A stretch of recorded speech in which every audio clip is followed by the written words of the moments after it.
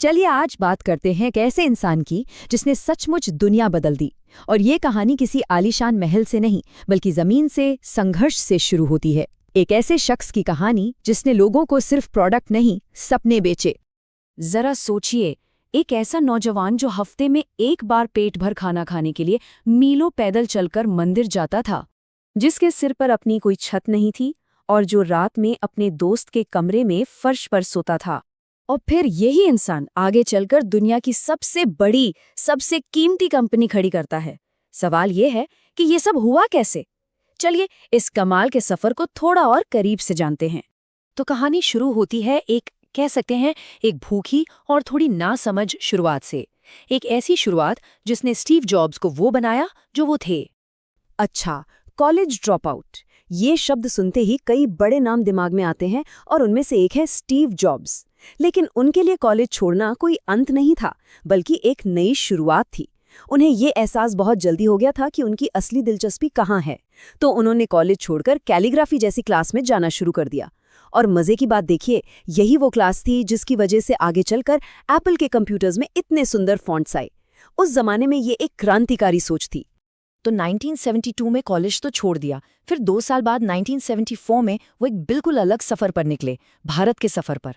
यहाँ वो 7 महीने रहे, बौद्ध धर्म को समझा और एक नई सोच लेकर वापस गए। कहते हैं यहीं से उन्हें सादगी और सुंदरता का वो फलसफा मिला जो बाद में एप्पल के हर प्रोडक्ट के डिजाइन में झलका। जब वो अमेरिका लौटे तो वो एक नए आत्मविश्वास से भरे हुए थे। तो अब कहानी में एक नया मोड़ आता है और एंट्री होती है एक और स्टीव की, स्टीव वोज़नियाक। यहीं से एक जबरदस्त पार्टनरशिप की शुरुआत हुई।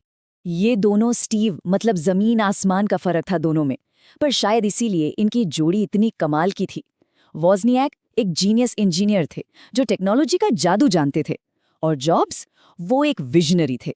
वो जानते थे कि उस जादू को दुनिया के सामने पेश कैसे करना है, उसे बेचना कैसे है। एक अगर कंपनी का दिमाग था तो दूसरा उसका चेहरा। जॉब्स का फंडा बिल्कुल साफ था, सपने बेचो, सामान नहीं। उनका मानना था कि जो लोग एप्पल के प्रोडक्ट्स इस्तेमाल करते हैं वो सिर्फ ग्राहक नहीं है, वो सपने देखने वाले लोग हैं। और इसी एक सोच ने लाखों लोगों को एक परिवार, एक कम्युनिटी में बदल दिया। अब इनकी पहली कामयाबी की कहानी भी बड़ी दिलचस्प है। ये एक चुनौती से निकली, एक स्मार्ट हैक से। ये कहानी है ब्लू बॉक्स की। हुआ ये कि वोज़नियाक ने कहीं पढ़ लिया कि एक खास टोन से फ्री में लंबी दूरी की कॉल की जा सकती है। बस एक इंजीनियर के लिए ये जानना ही काफी था। उन्होंने फौरन एक डिवाइस बना डाला जो वो ही टोन निकालता था। टेस्ट करने के लिए लॉस एंजलिस में फोन लगाया और कॉल लग गई, वो भी बिल्कुल फ्री। बस उसी पल दोनों ने तय कर लिया कि अब इसे बनाकर बेचेंगे। लेकिन इसी डिवाइस को बेचते हुए एक बार तो हद ही हो गई। एक ग्राहक ने सीधा जॉब्स के पेट पर बंदूक तान दी। ये एक बहुत डरावना पल था, पर इसने उन्हें एक बात पक्की कर दी कि उन्होंने जो चीज बनाई है वो वाकई बहुत कीमती है। और यहीं से उन्हें एक कंपनी शुरू करने का असली कॉन्फिडेंस मिला। लेकिन सफर हमेशा सीधा नहीं होता, है ना? जॉब्स की जिंदगी में भी एक ऐसा तूफान आया जिसकी किसी ने कल्पना भी नहीं की थी। उन्हें अपनी ही बनाई कंपनी से निकाल दिया गया। साल था 1985। कुछ प्रोडक्ट्स के फेल होने के बाद हालात ऐसे बने कि स्टीव जॉब्स को एप्पल से इस्तीफा देना पड़ा। सोचिए जरा, जिस कंपनी को जन्म दिया उसी से बाहर होना पड़ा। लेकिन कहानी यहाँ खत्म नहीं हुई, बल्कि असली कहानी तो अब शुरू होनी थी। एप्पल से बाहर होकर वो चुप नहीं बैठे, बल्कि ये उनकी जिंदगी का शायद सबसे क्रिएटिव दौर था। 1985 में उन्होंने नेक्स्ट कंप्यूटर नाम की एक नई कंपनी बनाई। फिर 1986 में एक छोटी सी ग्राफिक्स कंपनी खरीदी जो आगे चलकर पिक्सार बनी। जी हाँ, वही पिक्सार जिसने टॉय स्टोरी जैसी फिल्में बनाई। और फिर 1996 में वक्त ने पलटी खाई और एप्पल ने उनकी कंपनी नेक्स्ट को खरीदने का ऐलान कर दिया। और ये सौदा कितने में हुआ? $427 मिलियन में।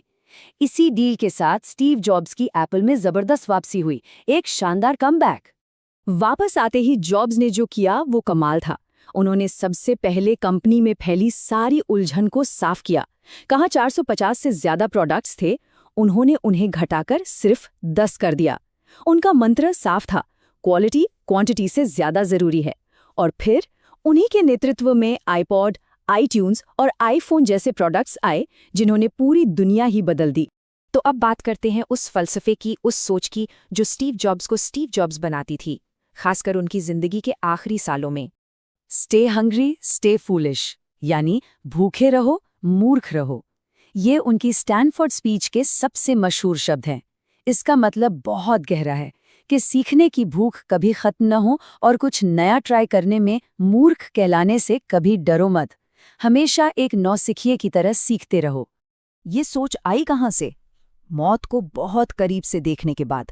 जब उन्हें कैंसर का पता चला तो जिंदगी को देखने का उनका नजरिया ही बदल गया। उन्होंने खुद बताया था कि पिछले 33 साल से वो हर सुबह शीशे में खुद से एक ही सवाल पूछते थे, अगर आज मेरी जिंदगी का आखिरी दिन हो तो क्या मैं वही करूंगा जो मैं आज करने जा रहा हूं?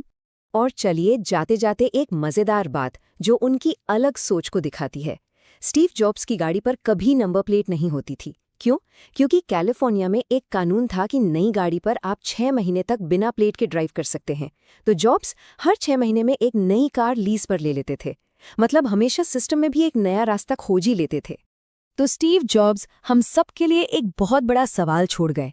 हमारा वक्त बहुत कीमती है और बहुत कम है, तो क्या इसे किसी और की जिंदगी जीकर, किसी और की सोच पर चलकर जाया करना सही है? ये एक ऐसा सवाल है जिस पर हम सबको सोचना चाहिए।